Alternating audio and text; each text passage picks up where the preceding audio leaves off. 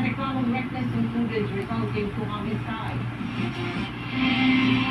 Mga kapuso, arestado ang tatlong tumakay umano ng sasakyang direct na kanila para ipangsundo ng balikbayan sa airport.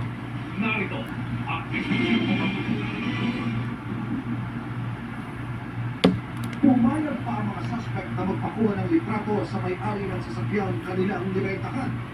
Pumirma pa ng kontrata at nakuha pa pag-iwan ng driver's license bago ilabas ng garahe ang kotse. Mula raw sa Kinabalan City ang mga suspect at dumayo sa karatig bayan ng nakilala.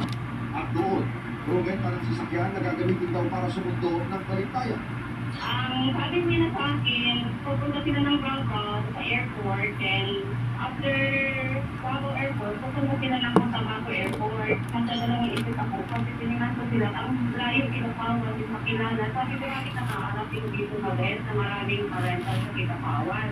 Kinabukasan, inutuman na ang biktima. After 24 hours, communicate ako sa kanila, sabi ko, sir, ano ko lang may balik. Hindi na sila